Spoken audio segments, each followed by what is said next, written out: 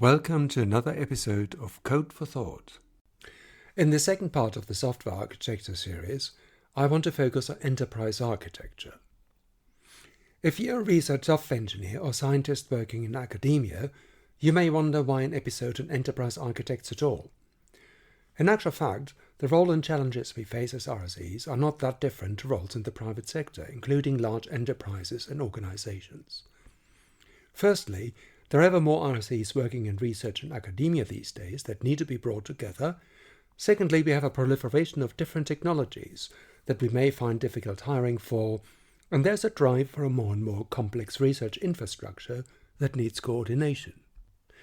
Before joining UCL as research software engineer, I worked for Elsevier as a software architect. For some time, I struggled with this role as I found that being a software architect puts a different demand on my role than being a software engineer. More so as an architect for a large organization or a complex one. And in this session, I reconnect with three of my colleagues to talk about the role and challenges this brings, and also how they deal with them in their work. My guests today are Shobna Srinivastava, Ron Hatcher, and Keith Goodfriend. As per usual, we start with a quick round of introductions. First, here's Ron Hatcher. So I'm Ron Hatcher. I am the lead architect for research technology at Elsevier. Shobna. Hi, I'm Shobna Srivastava. My official title is Director of Engineering, but I play a dual role in doing architecture for the knowledge discovery layer in the platform at Elsevier. And we're going to talk about what platform means a little bit later on. So my final guest is Keith Goodfriend. Keith, do you want to introduce yourself quickly? Hi, thanks, Peter. My name is Keith Goodfriend. I've been at Elsevier for 20 years now. In the last several years, I've been an architect. I'm a senior architect and supporting several different projects today. Thanks very much. So the theme for this episode is enterprise architecture, and I thought it would be quite helpful to kick off our discussion with what we actually mean by enterprise architecture, and is that actually still relevant as a term? Is that the right term that we use? It's a really good question, and the label is used often, and certainly there's enterprise architecture as a thing, and TOGAF and various frameworks and such. But I think from a relevancy standpoint, the concept of enterprise architecture has really not lost its meaning, but I think focus is more now towards architecture at enterprise scale, as opposed to an enterprise architecture of these giant frameworks and top-down view of things. I think they're becoming much more real nowadays. Enterprise architects have received a lot of bad name, let's say that. That's why there is a controversy around using the term enterprise architecture. However, the role still exists, whether it is a title, whether it is done with the teams, whether it is done with few people.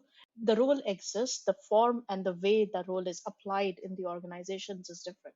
It is changing the way software development changes. So I like to say what Ron said earlier, right? It's architecture at enterprise scale. To contrast it with solutions architect. In solutions architect, you're solving a very, very specific problem. Whereas at enterprise architecture, you're probably looking at many people who are solving specific problems and how the whole thing ties together. So it's a level up on abstraction and how things glue together. Keith, do you want to add anything to it? Just to add what Shobna was saying as well, as an enterprise architect, when I think about doing that part of my job, then I'm thinking about the broad view of the organization-wide requirements and strategy, and how do we go about aligning that strategy. And that's different than going to a solutions architect. When I'm thinking as a solutions architect, then I'm looking for a particular product or business unit. What are their business problems and how to align those specific problems with technology. Find an appropriate technology that satisfies both technology aspects as well as business aspects for it. We can give a few examples on it if that will help. I think so. I think that might be good. That's actually what I wanted to move to next, if we can have concrete examples. We talked about platforms in the beginning, right? There are many ways of doing platforms. Each team can be building a piece of the platform, and I'm going to leave the term vague a little bit at the moment. A solution of a particular problem in the platform might be that I will build a service. Another team might say I will do a redeployable jar or a component. Another team might come up with something else. But if different teams are working on the platform and you have nobody looking at the higher level thing, then these things will not fit in together. So how these different systems interoperate, how they talk to each other, what is the communication method, how technically they fit with each other, is a strategy that is held by not within the teams, but held by somebody else. And that is architecture at enterprise scale. Yeah, and I think there's also more to it, particularly at the enterprise scale, because it's not necessarily about the solution. There's all the other aspects of things that we worry about as architects that other groups may not worry about all of those aspects. So business strategy, finance, the technology, of course, people. There's all of the elements across the entire organization. Whereas if you're just implementing, you can focus on just the technology or just the product. Somebody mentioned earlier, enterprise architects or architects in general have a bad name. So why do you think that is? What's so controversial about the role? Yeah, I'll take it. I get the brunt of this on a regular basis. A lot of that connotation comes from, I think, more traditional, or let's say 20th century views of the practice, where it's very top down, right? It's very disconnected from the implementation. So you end up with grandiose designs and models that don't really directly attach to building something, to delivering something. I think as purveyors of that top-down edict, that our role and our responsibility is sometimes as an evangelist to help spread the message, to help convince people. So for instance, as a company, Elsevier is very much motivated by providing good search and good information retrieval. That's what we provide as content.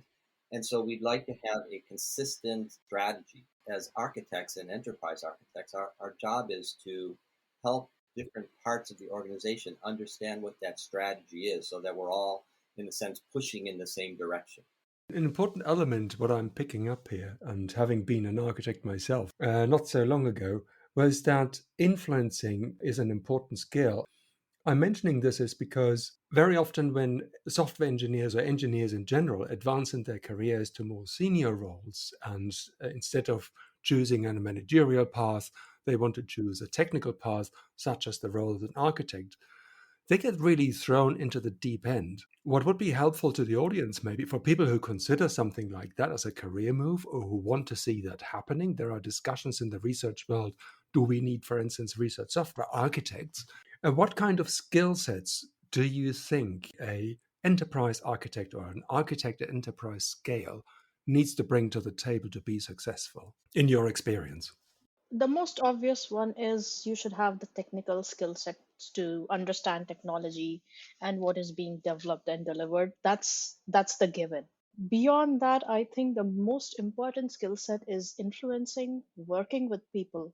In modern sense, if you're not working in traditional software architecture mode, in the modern software architecture, you're working with the team. This architecture is not artifact that you build at the beginning of the project that was 6 or 12 months ago. It is a constantly moving, evolving architecture, and that skill set to keep abreast with the team, what they are delivering, being able to plan what the next steps are, those are essential skill sets. It's not just the technology working, it's also how will you deliver the technology, how are you going to break it out, phase it into the short term deliverables. That's an equally important skill set for architects. As an architect, when you think of skills, one day, and actually even during the day, you wear all of these hats of salesman. I'm a technologist. I'm a product person. I'm someone negotiating a political landscape of the enterprise. There's a lot of different aspects to the role that, again, they're very challenging in the sense that a lot of these are skills that aren't necessarily complementary. Being deeply technical and deeply political at the same time isn't a natural trait for people. That sounds like navigating a minefield often, doesn't it? The softer skills of an architect are more difficult than the harder skills of the architect. So the technical skills you can adapt and you can learn over the period of time, because Mm. most people who switch to architecture as profession, they have very used to all the technical stuff, but they forget the huge part of their work is also pseudo or influencing people or pseudo people management, which are not learned. You can only acquire it with experience. I think what makes us effective as architects is certainly our technical expertise, but also the breadth of knowledge that we have. So that having been an engineer for many years in many different projects and having had exposure to different technologies and different working styles, I think that breadth of experience really allows us to be effective. Going back a little bit to the influencing skills, and I would like to home in a little bit on that. When you work with teams where everything gels and they're very happy with working with you, etc., then it's all smooth and then it's a joy to work with. But every now and then you actually have to face with blowbacks, right? So there's a design that you're convinced and actually the team should follow, but the team says, well, I think that I don't believe in any of this. Why don't we do it that way? This kind of conflict resolution, is that something that's happening very often in your field, and how do you deal with It happens often enough. that? It Um, does. I think all of us will have different ways of dealing with this. I'll give you an example. I learned this probably the hard way. If you do the design upfront, my first architecture was I did a very long 12-page document and send it to the team, and that had lots of blowbacks, right? That was the very first time I did something like that. However, since then I have learned, and you kind of stumble into different techniques of how you want to manage this. For me, reading the lean architecture book was kind of a revelation, right? Because I stumbled into certain practices just by doing it. Differ your design as far as you can. Make the critical decisions early, but don't make every decision early on.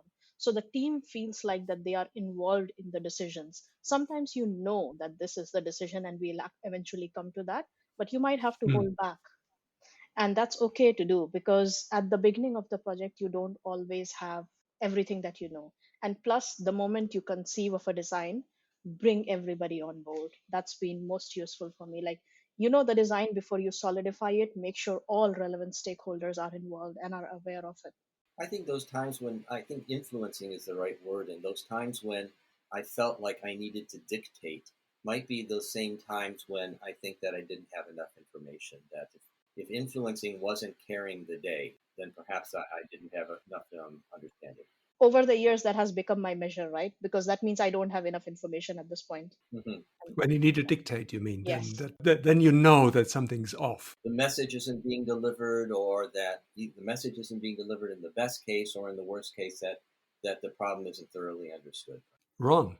Influencing is a huge part of it, and how do you do that is always a challenge. I think the skillful manipulation is a key skill in that regard, but a lot of it is just, I think, as Shobna was saying, it's about communication and openness and engagement.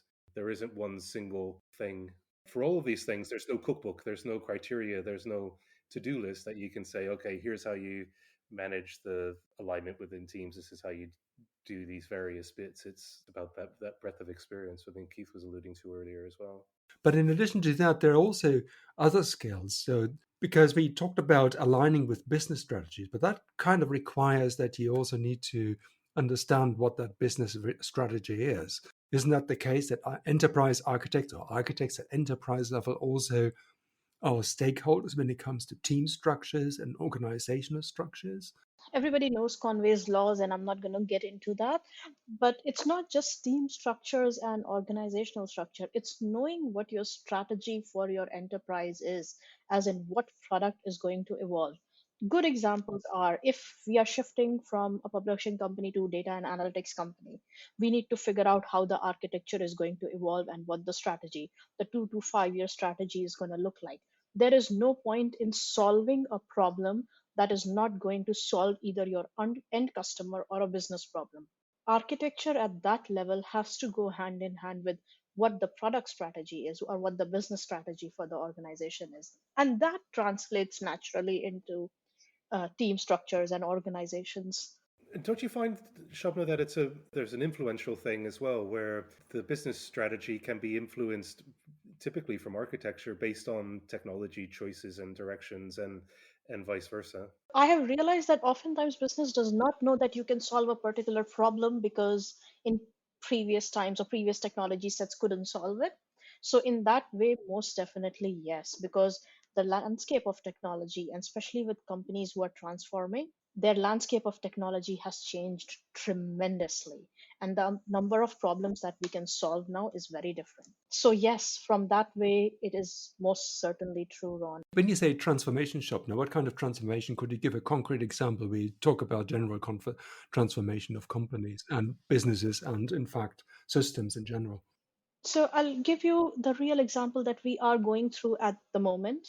When I joined Elsevier, search as a technology, and Keith alluded to it too, was a very basic put something in a search engine and you will get a search results, and that's it, and that's about it. Nobody else thought about the entire search and discovery experience of the user because we didn't realize there is technology, there is work that you can do, technical things that you can resolve either in data enrichment or at query time that will give users better experience. That Mm. kind of influencing changes the product direction. We are at a cusp of thinking how we can monetize it. Every business wants to make money, but solving interesting business problems with new technical skill sets which were mundane before open doors to different problems. I'm sure a lot of other areas have the same issue, like us understanding our end user query intent was not heard of like 2 years ago in the company. But once you understand what the end user wants, then you can figure out where you want to search, what you want to show it to them. Or when you want to know how you better disambiguate the data, you can sell that as a service. There are many examples like this where technology can actually influence the direction in which the company goes. However, I also believe oftentimes technical folks, and I include myself, are very excited about solving technical problems. So we must have checks and balances. We're often the bridge between the technologists who are really passionate about using technology to solve problems, and business that are really passionate about bringing solutions to the problems but don't necessarily know what technology would be appropriate. And then as architects, we get to be that bridge, and then perhaps also doing that in a lean fashion so that we don't over architect, we don't over design things ahead of time. For those of you who are hearing this, right, I know there is no go-to books for architecture, and I'm holding this and I cannot show it because it's a podcast. But if you guys get a hand on Lean Architecture by James Joplin, this was a revelation, right? This was like, I've been doing this for a while now. When I landed Mm. on this book, it was a lot of aha moments. And it's not a new book, it's not a new way of doing architecture. It's just telling you in the terms that can actually make sense, like, oh, this comes intuitively, so you do this. And also it talks a lot about lean and agile.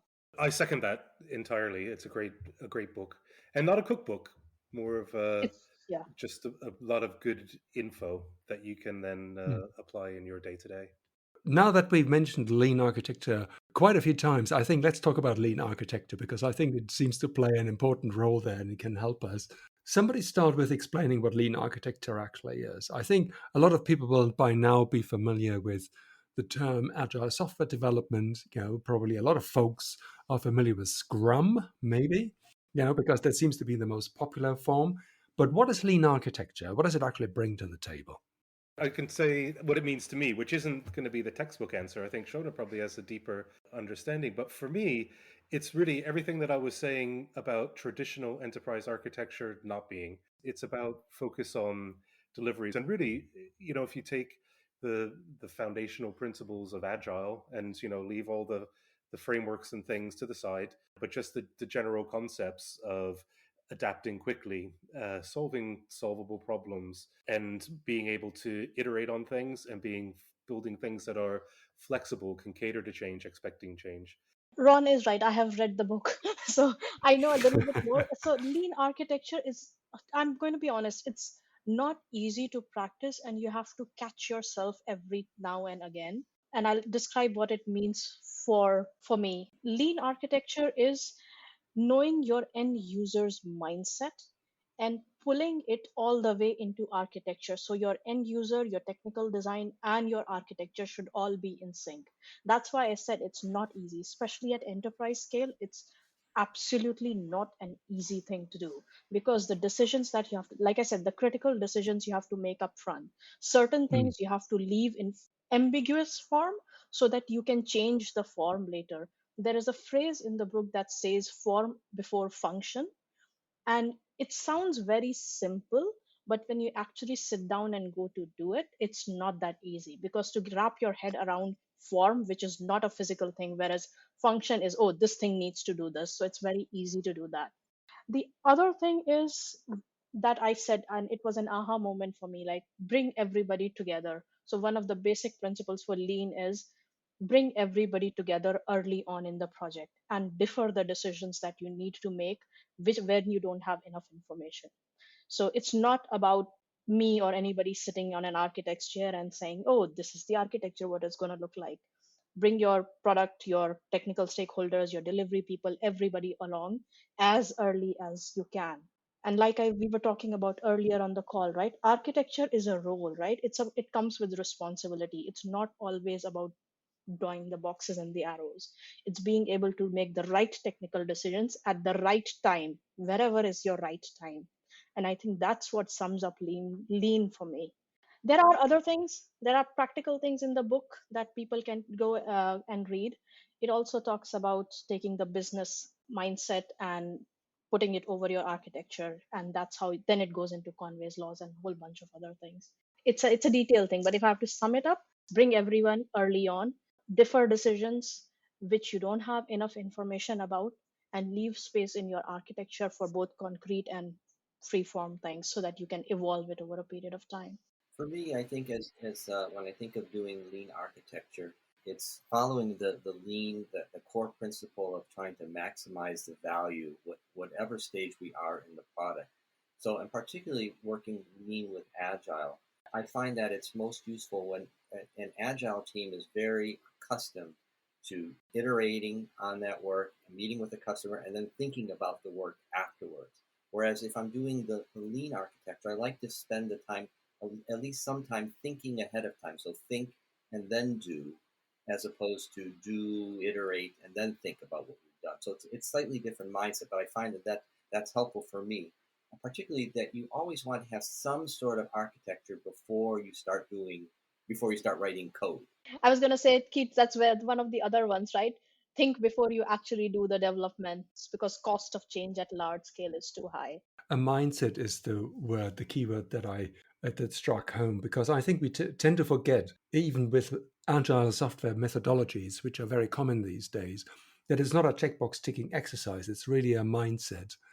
And I think the same holds for architecture, maybe even more so. And what I quite like about this is that as a technologist, and I'm speaking for myself here, I sometimes get bogged down in the technical implementations too quickly, right? We're solutions people. But in architecture, you probably need to put the user first, or say, what's this actually doing, and what's it actually doing for the business or for the organization? And then go into the actual technical implementation details. But that also involves saying no, doesn't it? You have to go to teams and say, no, you're not doing that. I mean, that's the hard bit, isn't it? It's interesting because as you were talking, then I was thinking, one of the prime things we've kind of left out, one of the pieces of architecture, which is governance, and that's a big part of the role as well. And one of the principles that I have certainly within my team is that if we're asking a team to do something and they say why, we need to have a good answer for it, right? And checklists and tick boxes is a good example of where that often doesn't help. It's like, go fill out this form before you can do something, and it's like, well, why? And I'm not sure. Having that governance, having those standards, the best practices that we work so hard on, being able to convey that in a meaningful way at the right time to people is very helpful. It's not necessarily, in my mind anyway, not saying to teams no or don't do that, but asking them why. And often by doing, it's like, why are we doing this? And you can expand the context, and often the teams will come to their own conclusion and say, well, actually, maybe it isn't worthwhile doing. So I don't find that you need to say no that often. When a team then comes along and says, well, here's this cool new language, and I think everybody is using that now, and if they're not using it, they will in 3 years' time, and we really, really need to do it that way. What would you say then? Yeah, that's a definite no. That's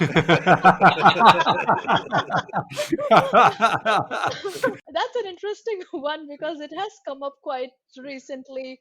For me, governance is probably least favorite of my things in architecture, but we have to do it. And something like that, the exact question that you asked, one of the things about being an architect is you're also accountable and responsible for certain technology decisions. And Mm. oftentimes we get so worried about the repercussions of those decisions that we do not experiment, and it causes problems. However, to call out things, especially languages, it's a big decision to make. To call out something as an experiment and see if it works and to be able to roll it back is important.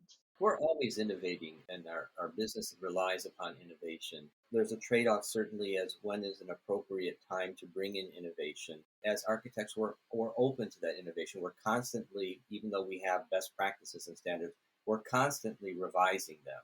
And also, I think sometimes you have to let innovation happen before we actually start to worry about this, because unless you do something, you do not know whether it's going to work out or not. And like I said, it's a risk, right? It's a decision to be made. Oftentimes, keeping lean in mind, don't make the decision unless you have to. So it's a question of how do we innovate, sort of rather than just saying a clear no. How can we demonstrate that it actually fits in? Even if it fits, it may not be still feasible, right? Because you have to hire people, and this has not got to do anything with architecture, right? Like you have to hire people in that skill set. So there is a whole bunch of other factors that come into something as big as introducing a new language. Like I said, there is a time for innovation, and what innovation teams are doing, it's important. There's an element of risk management there as well, isn't it? Any new technology or new innovation brings with it some level of risk, and balancing that out against the strategic goals is again the architect's role in many ways. I'd like to finish off the discussion with a flavor of what the day of an architect looks like to you. Is there such a thing as a typical day, or is it just sort of out in the wild? I'll start with what Ron had said earlier about wearing different hats. Sometimes I'm working as a solutions architect on a very specific product, trying to bridge business goals with technology, make sure that all of the stakeholders are part of the discussion. And other times I'm taking a much more aspirational view of what we want to do as an enterprise and how do we take those enterprise goals and strategies and make those understandable and available. Actually, Keith, you put it really well. The only other thing that I would add to this one is you must be excited to solve problems if you're donning an architecture hat, and they can come in many shape and forms. They can be technical, they can be evangelizing a solution, they can be many different things. I agree, and I think my day to day is typically back to back Zoom calls.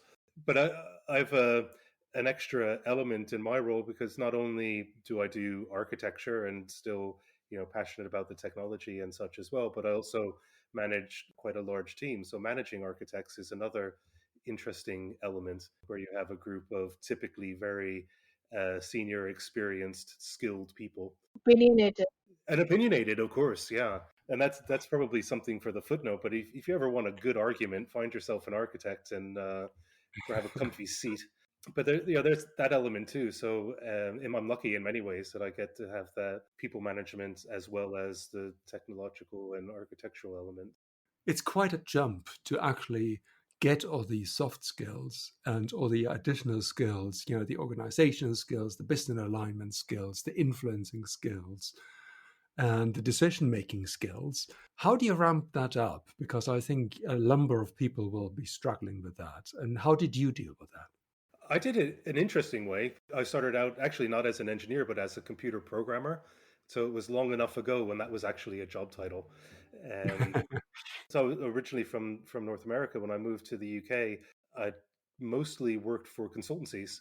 And that was a really good way to get commercial experience, adaptability by moving from project to project. And that was a really good way to build up those skills quickly. I will say something slightly different, right? So, been around for 20 years. I did not think I want to be an architect. I kind of stumbled into it. I must also say that you have to prove yourself at different times and different ways. How do you learn this thing?